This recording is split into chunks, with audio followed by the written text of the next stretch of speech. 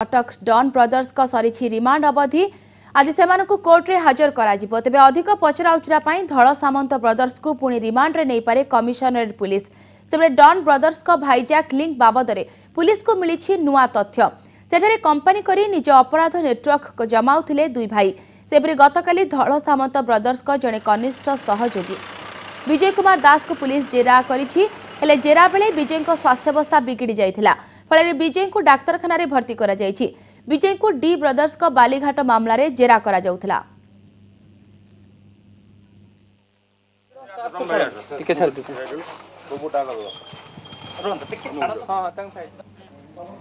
Cuttack don brothers का सरी remand अवधि आज से कोर्ट रे हाजर करा तेबे अधिक पचराउचरा धल सामंत ब्रदर्स को पुणी थरे रिमांड रे नहीं पारे कमिशनरेट पुलिस सेपटे डॉन ब्रदर्स का भाईजैक लिंक बाबद रे पुलिस को मिली नुआ तथ्य ए संपर्क में अधिक सूचना पे आम सह रही प्रतिनिधि दीपेश महापात्र रही दीपेश कटक डॉन ब्रदर्स का रिमांड अवधि सरी आउ थे रिमांड रे निया जाय पारे एवं पुणी थरे जो भाव में भाईजैक लिंक बाबद रे पुलिस को किछि तथ्य मिली बोली देखो भाईजैक जो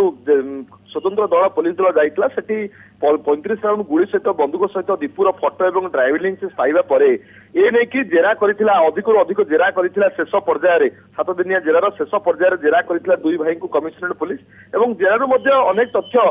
पाइछि से तथ्य को आधार कर विभिन्न स्थान में चढ़ाऊ कर जाइछि गतकाली जो भाव दुई भाई को पुणी थे सीडीए बासभवन को नहीं जाइथिला सेठी मध्ये चढ़ाऊ कर जाइथिला सेठी मध्ये पत्राउत्तर ताको कर जाइथिला मेटापर्स जो ताकर ट्रांसपोर्ट प्राइवेट लिमिटेड अछि जो कंपनी सेठी मध्ये ताको नहीं जाइथिला दुटी जगह नहीं ताको पत्राउत्तर कर जाइथिला सबटु बड़ कथा होछि दीपू मल्लिक अपहरण एवं निखोज कथा एवं ताकू नहीं कोर्ट रे जो मामलाटी होइछि एवं सेही घटना को लेकिन दुई भाई को गिरफ्त कर जाइछि पुलिस पई सबटु बड़ चैलेंज होछि तथ्यभित्तिक भाव में दीपुर हत्याकांड को लेकिन प्रमाण जोगाड़ करबा एवं निर्दिष्ट भाव में जो माने संपृक्त अछंती सेमानकु गिरफ्त करबा एवं सेमानकु धरिबा होछि बड़ चैलेंज पुलिस पई तेणु पुलिस जो तथ्य गुड़िक पाइछि दीपुर फोटो एवं ड्राइविंग लाइसेंस ताकू आधार करके विभिन्न स्थान में चढ़ाऊ कर जो भाव में आठगड़ फार्म हाउस चढ़ाऊ करागला सेठी मध्ये एकाधिक व्यक्ति को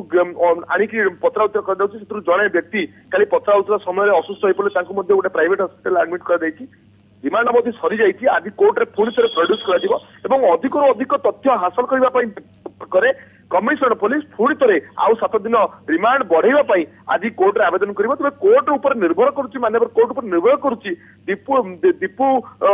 हत्याकांड घटना को लेकरी जदि कमिशनर पुलिस